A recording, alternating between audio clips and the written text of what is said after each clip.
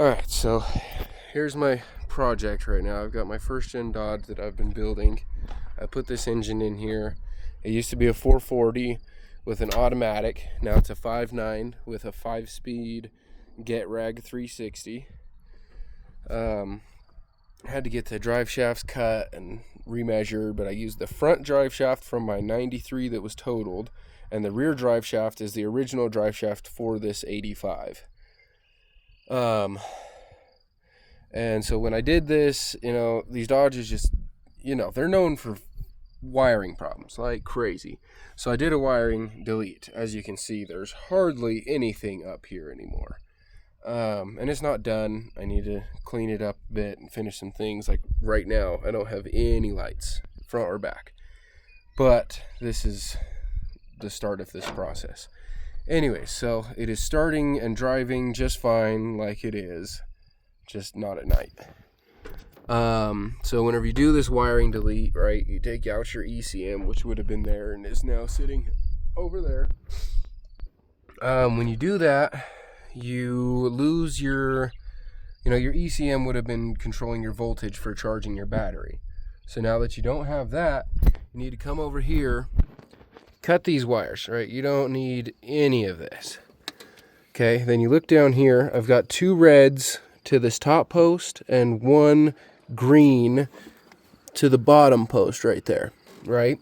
One green, or the green and one of the reds run straight to your voltage regulator, okay? Then your other red that's sitting up here runs all the way back into the cab of the truck, okay? And this wire connects to a switch. I haven't hung it up, whatever. Give me shit about it if you want. So that wire comes to this switch, and then from this switch, you run it straight over to the battery right here, right?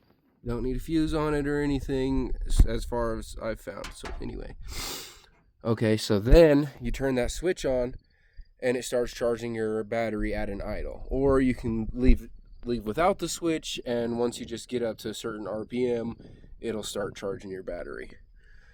But I'd rather be able to just flip the switch and know that my stuff's going to be done right. So then, once you've done that, you have to rig up a starter some way, right? And the way to do that is you already have your positive wire that runs straight down to your starter. Okay, then you need this wire. I don't know what the technical term is, but I'm going to call it the activator. Okay, this wire runs straight from here to a switch. Okay, I have it running up here to a push button, which is this little guy right here. Push that button and it starts. So that wire runs from the starter to this switch, and then from this switch you run another wire straight over to the battery, and you want to put a fuse on that line. That way, now you can start and stop your truck, no problem.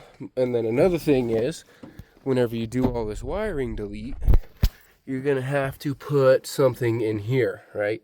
So, because now that you've done a wiring delete, you've pulled your plunger out of here, now you can start your truck. There's no way to stop it unless you open your hood, come up here, and then you got to pull this little switch over, and that's your fuel shutoff, okay?